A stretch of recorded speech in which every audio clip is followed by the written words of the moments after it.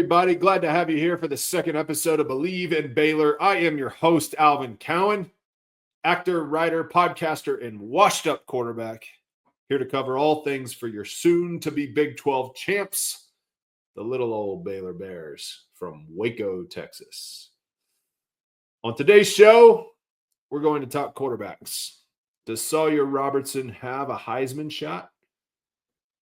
But before we discuss all that, be sure to subscribe to our show to get all the latest from us, as well as checking me out on social media. I am at the Alvin Cowan on all the socials. Speaking of Waco, Texas, I'm reminded of the glory days in high school. Some of you may know I went to Austin Westlake between Breeze and Foles, played quarterback there, and we played Derek Johnson's Waco High team at our house, I think when he was a senior. And no, he was a junior. And while Derek Johnson, I definitely remember the guy that stands out for me was their defensive end, whose name escapes me, but ended up going to TCU. And we had a play where we half rolled the quarterback to the right, and our center would peel around to the backside and look for any mess coming off the backside and try to clean it up. And we ran that play, and I half rolled to the right, and our center peeled back, and he decleated the backside defensive end, who was very good, as I mentioned. So the next play, which was not a half roll, I think was a straight drop back, that kid was raring to go. And he came off the edge and absolutely destroyed me from the backside. And I remember we looked up, we were face mask to face mask. And I looked up and he smiled at me, and his top 4 teeth, his grill said WACO. And I've never forgotten the old Waco grill. Anyway, trip down memory lane. We're talking about Sawyer Robertson. If you're not hearing dark horse Heisman buzz around him yet, you haven't been paying attention. We're not talking about just a good quarterback. We're talking about a game-changing talent who's ready to explode in Spavital's air raid, and he's got the numbers to back it up.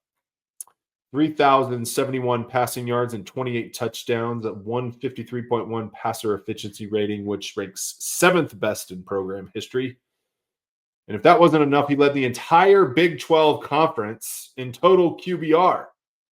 We're not just talking about good numbers. These are elite Heisman contending numbers that should put him squarely in the national spotlight. But it's a team game.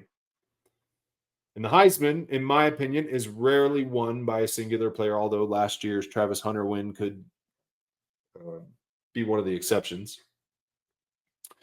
But when all else fails and there's not an elite unicorn like Travis Hunter, we usually give the Heisman to the best or one of the best teams and quarterbacks of the best teams in the country. Man, I said that poorly. We usually give it to one of the best quarterbacks on the best teams in the country. In that way, I think that the Heisman is a team trophy. So what does Sawyer need from his team in order to be in that conversation? Well, I think the first is an offensive coordinator. Now, it's clear that the synergy between Jake Spavital and Sawyer is there. It's undeniable. They've implemented, according to Spavital, about 90% of the air raid, and he gives Sawyer a ton of freedom at the line of scrimmage to check and on downfield throws. So in that way, the offense is in Sawyer's hands.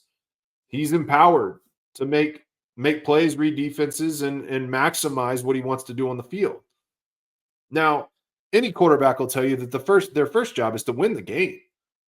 So everything I know about Sawyer Robertson tells me that he's going to be trying to win the football game and care less about anything about having to do with the Heisman. But let's not forget that he's got a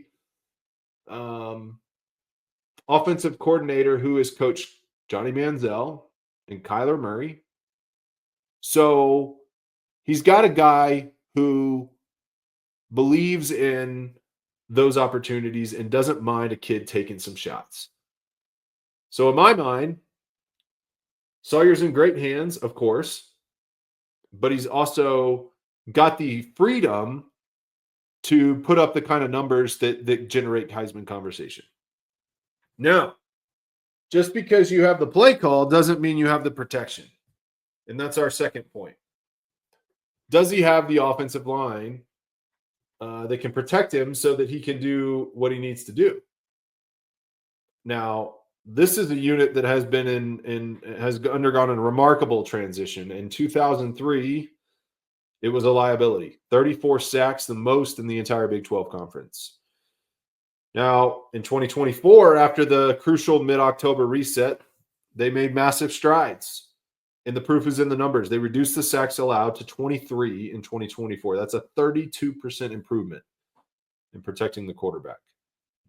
They also paved the way for redshirt sophomore Bryson Washington to rush for an incredible 1,028 yards and 12 touchdowns.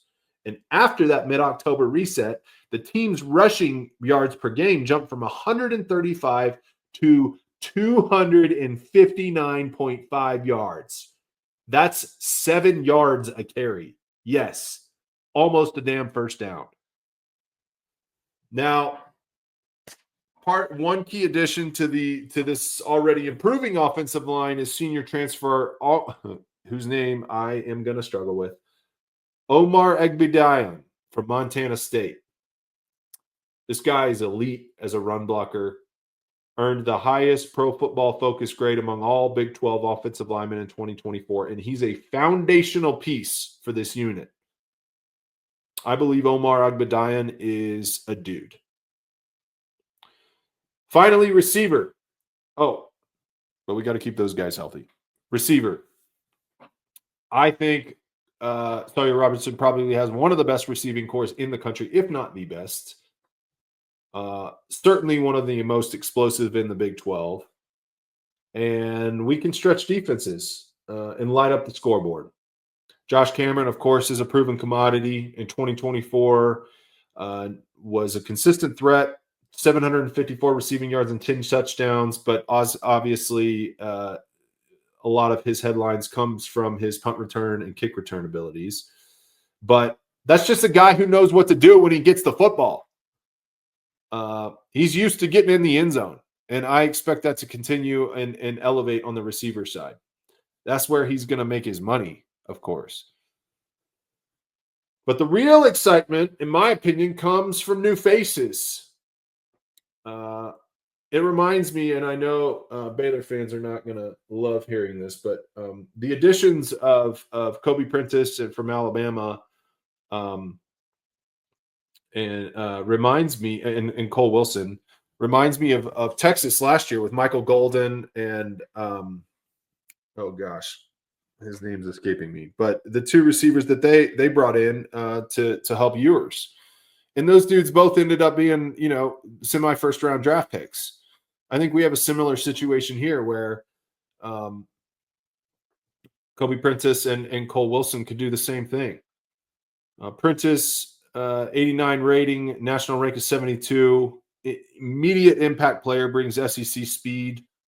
I think that guy's going to be a dude for us, especially opposite Cameron.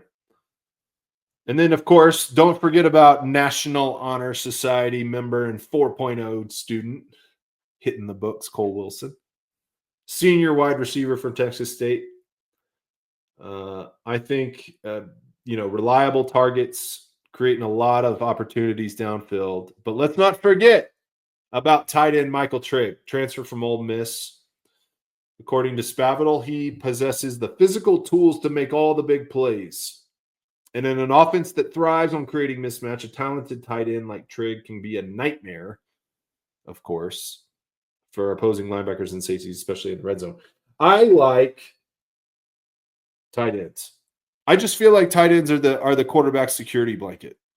I had a great one when I played. Nate Lowry ended up in the NFL for the Buccaneers. We always used to make fun of his wide hips, but his wide hips were what got him open. And I like, those guys are just big dudes. They're big targets. When the pressure's on, you can look for them. I think it's an underutilized resource, and I think we're going to take advantage of Trig this year. Of course, this group, combined with all the other returning players, gives us a ton of flexibility. And of course, Robertson having the freedom to check, and I think the offensive line improvement, reducing sacks allowed, means that we'll find more open targets.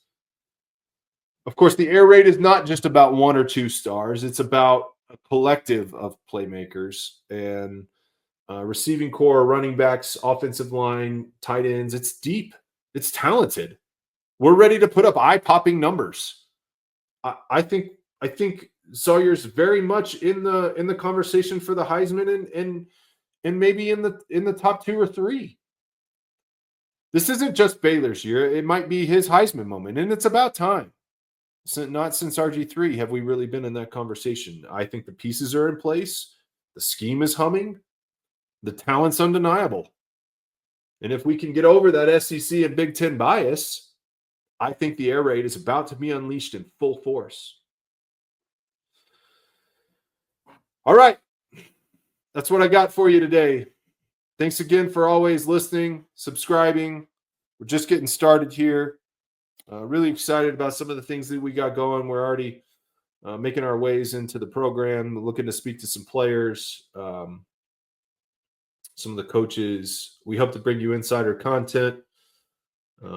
Make sure to like and subscribe at thealvincowan@gmail.com if you got any questions.